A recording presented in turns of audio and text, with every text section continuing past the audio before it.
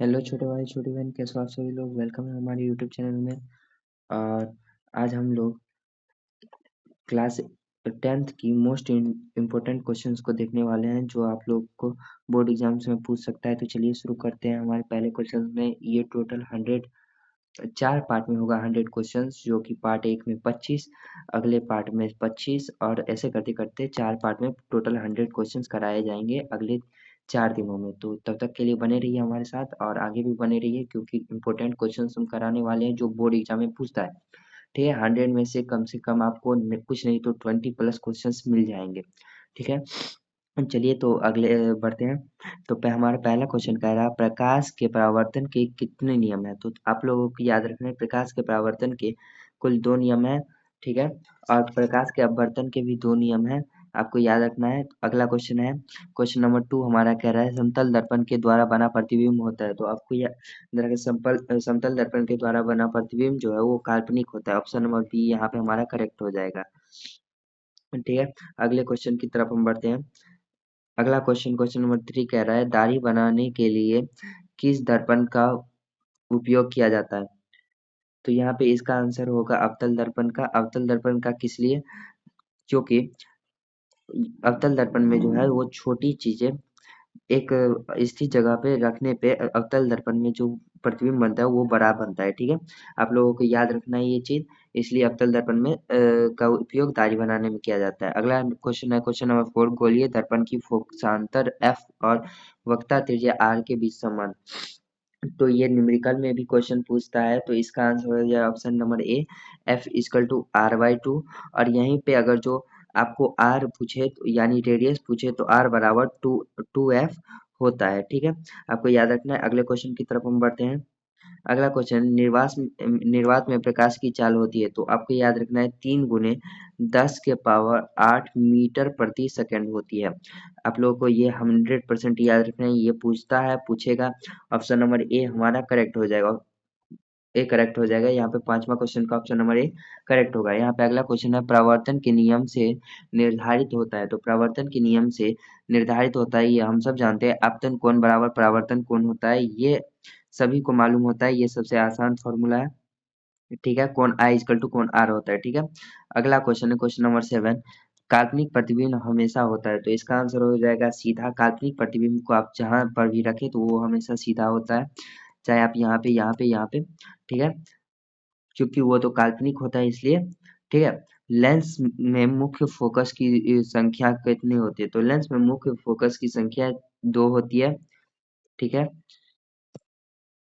एक यहाँ पे और एक यहाँ पे। ठीक है, आपको याद रखना है। अगले क्वेश्चन की तरफ बढ़ते हैं हम। यहाँ पे हमारा अगला क्वेश्चन है, क्वेश्चन नंबर 9, किसी माध्यम में प्रकाश के अपवर्तन म्यू का मान होता है। तो आपको याद रखना है इसे क्या कहते हैं, म्यू कहते हैं। ठीक है, इसे म्यू कहते हैं और इसका मान होता है साइन आई बटे sine R. Option number A हमारा करेक्ट हो जाएगा। क्या होता है, साइन आई बटे साइन आर। ठीक है, इस पे न्यूमेरिकल तो नहीं पूछेगा बट ये पूछ देता है। ठीक है, अगले क्वेश्चन की तरफ बढ़ते हैं। प्रकाश के अपवर्तन के कितने नियम है। तो आप लोगों को याद रखना है प्रकाश के अपवर्तन के 2 नियम है। ऑप्शन नंबर बी हमारा करेक्ट हो जाएगा। अगले क्वेश्चन की तरफ बढ़ते हैं। क्वेश्चन नंबर 11 हमसे कह रहा है कि सौर कुकर में प्रयोग किया जाता है। तो आप लोगों को याद रखना है सौर कुकर में अवतल दर्पण का प्रयोग किया जाता है। क्यों, क्योंकि जब प्रकाश आती है सूर्य प्रकाश तो उसे परावर्तित करती है। और आप लोगों को याद रखना है कि अवतल दर्पण में बड़ा प्रतिबिंब बनता है, तो इस पे ज्यादा प्रकाश आएगी तो ज्यादा जल्दी पकेगा खाना और ज्यादा जल्दी ये खाना पक के तैयार हो जाए। इसलिए सौर कुकर में किसका उपयोग करते हैं, अवतल दर्पण का। ठीक है, अगले क्वेश्चन की तरफ हम बढ़ते हैं। यहाँ पे हमारा अगला क्वेश्चन है, सर्च लाइट का परावर्तक सतह होता है। तो सर्च लाइट का परावर्तक सतह ऑप्शन में भी अवतल होता है। ठीक है, आप लोग को याद रखना है ये। अगले क्वेश्चन की तरफ हम बढ़ते हैं। यहाँ पे हमारा अगला क्वेश्चन है, लेंस की क्षमता पावर का ऐसा मात्रक होता है। तो आप लोग को याद रखना है ये डायोप्टर होता है। ठीक है, डायोप्टर ही लेंस का ऐसा मात्रक होता है। ये क्वेश्चन पूछेगा आपसे 100%। अगले क्वेश्चन की तरफ हम बढ़ते हैं। क्वेश्चन नंबर 14 कह रहा है एक उत्तल लेंस की फोकस दूरी 20 सेंटीमीटर है, तो इसकी क्षमता होगी। क्षमता यहाँ पे पावर पूछ रहा है, तो ठीक है, तो इसका आंसर हो जाएगा ऑप्शन नंबर सी +5D। ठीक है। यहाँ पे आपको याद रखना है डायोप्टर का साइन होता है बड़ा डी। ठीक है।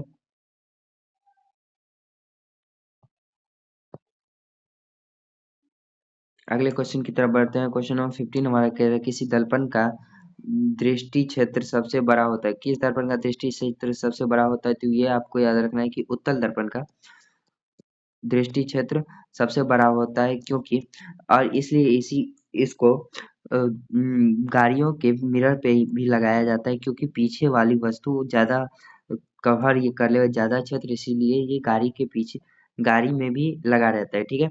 अगले क्वेश्चन पे बढ़ते हैं। क्वेश्चन नंबर 16 हमारा एक पानी में डूबी हुई छड़ी मुड़ी प्रतीत होती है, इसका कारण है। तो आप लोग को याद रखना है कि इसका कारण प्रकाश का अपवर्तन है। आवर्तन के कारण ही प्रकाश कोई छड़ी जो पानी में जाती है तो वो अपने वास्तविक संख्या से वास्तविक दूरी से हल्का मुड़ी हुई महसूस होती है। ठीक है। ठीक है। अगले क्वेश्चन की तरफ हम बढ़ते हैं। क्वेश्चन नंबर 17 कह रहा है हमारा मानव नेत्र के किस भाग पर प्रतिबिंब बनता है? तो आप लोगों को याद रखना है कि मानव के रेटिना पे प्रतिबिंब बनता है। कहाँ पे बनता है? रेटिना पे प्रतिबिंब बनता है। ऑप्शन नंबर डी हमारा करेक्ट हो जाएगा। ठीक है। अगले क्वेश्चन की तरफ बढ़ते हैं हम। क्वेश्चन नंबर 18 कह रहा है सामान्य नेत्र के लिए स्पष्ट दृष्टि की न्यूनतम दूरी होती है। तो इसका आंसर हो जाए option number C 25 centimetre. 25 centimetre पर कोई वस्तु रखे और वो नेत्र अच्छा हो तो यहाँ पे हमें सब कुछ ठीक दिखाई देगा। ठीक है। अगले क्वेश्चन और 25 सेंटीमीटर से जब ही पास ले जाएंगे नेत्र के तो यहाँ पे हमारा वस्तु धुंधला दिखाई देने लगे। अगले क्वेश्चन की तरफ हम बढ़ते हैं। क्वेश्चन नंबर 19 कह रहा है मानव नेत्र में किस प्रकार का लेंस पाया जाता है? तो आप लोग को याद रखें मानव नेत्र में उत्तल लेंस पाया जाता है। ठीक है। ऑप्शन नंबर ए हमारा करेक्ट हो जाएगा। अगले क्वेश्चन की तरफ हम बढ़ते हैं। क्वेश्चन नंबर 20 कह रहा है निकट दृष्टि दोष को दूर करने के लिए किस लेंस का उपयोग किया जाता है? तो निकट दृष्टि दोष को दूर करने के लिए अवतल लेंस। ठीक है। अवतल लेंस का प्रयोग किया जाता है। Option number B. और आपको पूछेगा निकट दृष्टि दोष किसे कहते हैं? जिसमें दूर की वस्तु ना दिखाई जाए। ठीक है। दूर की वस्तु ना दिखाई दी जाए उसे निकट दृष्टि दोष कहते हैं, और जब दूर की वस्तु अच्छे से दिखाई दी जाती है और निकट की वस्तु नहीं दिखाई दी जाती है तो उसे दूर दृष्टि दोष कहते हैं। ठीक है। दूर दृष्टि दोष वाले व्यक्ति को किस लेंस का चश्मा दिया जाता है? तो आप लोग को याद रखें कि दूर दृष्टि दोष वाले व्यक्ति को उत्तल लेंस की चश्मा दी जाती है। ऑप्शन नंबर ए हमारा करेक्ट हो जाएगा। ठीक है। अगले क्वेश्चन की तरफ हम बढ़ते हैं। यहाँ पे क्वेश्चन नंबर 22 कह रहा है श्वेत प्रकाश जब प्रिज्म से गुजरती है तो किस रंग का विचलन सबसे अधिक होता है? तो श्वेत प्रकाश जब प्रिज्म से निकलती है तो सबसे ज्यादा विचलन जो है वो बैगनी रंग का सी ऑप्शन नंबर सी सही हो जाएगा, बैगनी रंग का होता है। ठीक है। और सबसे कम विचलन पूछे तो वो किस रंग का होता है? वो लाल रंग का होता है।